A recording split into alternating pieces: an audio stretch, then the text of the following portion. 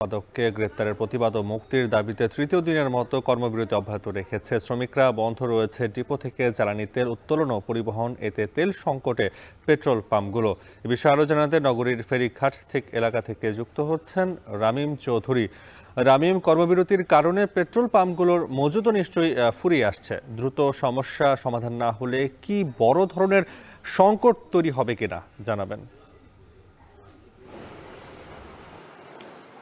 নাফি, এই যে tank lorry শ্রমিকদের যে কর্মবিরতি, তার কারণে কিন্তু এরই মধ্যেই নগরীর যে পাম্পগুলো রয়েছে সেখানে কিন্তু তেলের যে সংকট সেটি দেখা দিয়েছে।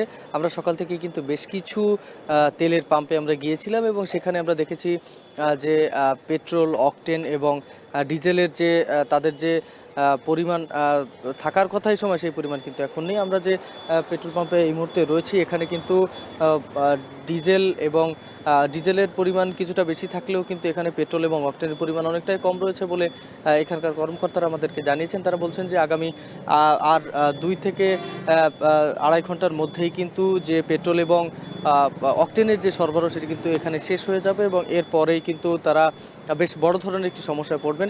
প্রতিদিন কিন্তু এই পেট্রোল পাম্প থেকে প্রায় 5,000 লিটার অকটেন এখান থেকে বিক্রি হয়। মোটামুটি দুপুর নাগাদ যদি তারা তেল না পায় তাহলে কিন্তু তাদের একটি বড় ধরনের ক্ষতির মুখে পড়তে হবে বলে এখানকার কর্মকর্তারা আমাদেরকে জানিয়েছেন। এর পাশাপাশি নগরের অন্যান্য যে পেট্রোল পাম্পগুলো রয়েছে সেখানেও কিন্তু একই রকম সমস্যা। প্রায় সব পেট্রোল পাম্পেই কিন্তু প্রায় দুপুরের পর থেকেই কিন্তু যে পেট্রোল বা অকটেন এবং ডিজেলের যে সরবরাহ সেটি কিন্তু একেবারেই শেষ হয়ে যাবে বলে এখানকার যারা পেট্রোল পাম্প মালিকরা রয়েছেন, কর্মকর্তারা রয়েছেন, তারা আমাদেরকে জানিয়েছেন। এর পাশাপাশি খুলনার যে শুধু যে নগরী তা কিন্তু নয়, খুলনা বিভাগের 10 জেলা সহ এর আশপাশের প্রায় আরও 6টি, মোট 16টি জেলাতে কিন্তু এই খুলনার 3টি যে ডিপো রয়েছে, পদ্মা, মেঘনা, যমুনা, এই 3টি ডিপো থেকে এই জ্বালানি তেল সরবরাহ করা হয় এবং গত রবিবার বিকাল থেকে কিন্তু এই যে সরবরাহ সেটি বন্ধ রয়েছে এবং রবিবার দুপুরে এই যে এই শ্রমিক ইউনিয়নের যে সাধারণ সম্পাদক আলী আজিম, তাকে গ্রেফতার করে পুলিশ এবং তারপরে বিকাল থেকেই কিন্তু এই যে কর্মবিরতির ডাক দেয় এখানকার শ্রমিকরা।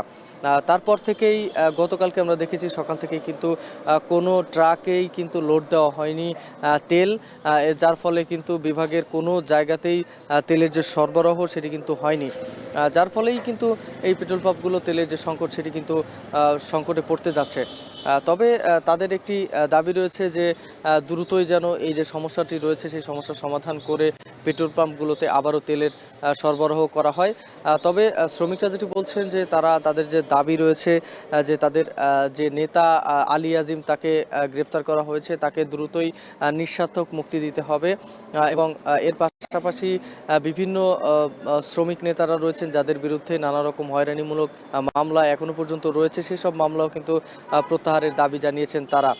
তবে এই যে মামলাগুলো রয়েছে এই মামলাগুলো যদি প্রত্যাহার দ্রুত না হয় সেক্ষেত্রে কিন্তু তারা এই যে কর্মবিরতি সেটি কিন্তু চালিয়ে যাবেন যতদিন না পর্যন্ত এই তাদের তাদের যে তাদের যে মূলত দাবি রয়েছে এই দাবি না মানা পর্যন্ত কিন্তু তারা এই কর্মবিরতি চালিয়ে যাবেন, এমন হুঁশিয়ারি তারা দিয়েছেন। সাধারণ মানুষ যারা আসছেন এই পাম্পে তেল নিতে, তারা অনেকেই কিন্তু বেশ কিছু পাম্প ঘুরে তারপরে কিন্তু এক একটি পাম্পে এসে অল্প করে তেল নিয়ে যাচ্ছেন এবং চাহিদা অনুযায়ী কিন্তু তেল তারা পাচ্ছেন না। এতে কিন্তু বেশ খানিকটা ক্ষোভ প্রকাশ করেছেন তারা। তো নাফি, এই ছিল আমার কাছে খুলনা থেকে এই যে ট্যাঙ্ক লরি শ্রমিকদের যে কর্মবিরতি তার সবশেষ খবর। খুলনায় ট্যাঙ্ক লরি শ্রমিকদের কর্মবিরতির খবর জানাতে যুক্ত ছিলেন রামিম চৌধুরী।